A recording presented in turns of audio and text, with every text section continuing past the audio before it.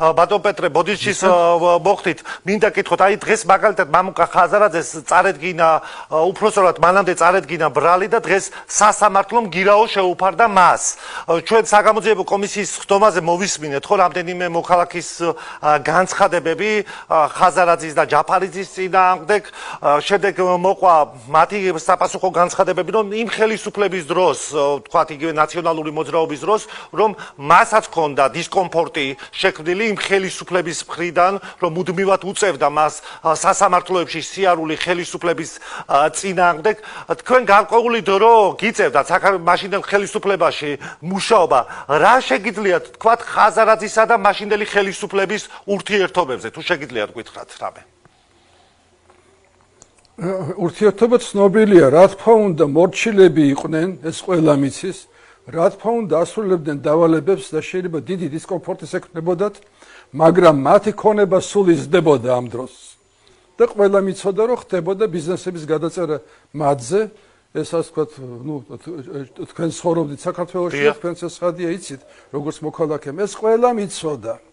და შესაბამისი სახელი მათი რომ ევახშეები არიან და აკოტრებენ ხალხს და ასე შემდეგ ეს დამკვიდრდა და ძალიან სასაცილოა როცა გამოდიან და ლაპარაკობენ პროდასავლურობაზე ანუ სიახლოვეში იყვნენ აი მაგალითად სააკაშვილი და ხაზარაძე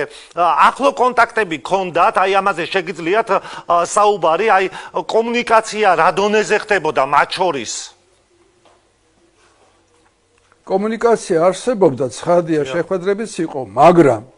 ამას მართავდნენ ადეიშვილი და მერაბიშვილი ამ პროცესებს აი მაგალითად მე ეჭვი არ მეპარება თუმცა დოკუმენტურად ცხადი ვერ დავასაბუთებ რომ აი ის ტრანსაქცია რომლის გამო იყო პროკურატურა და ძიება და სასამართლო ხაზარაძეს და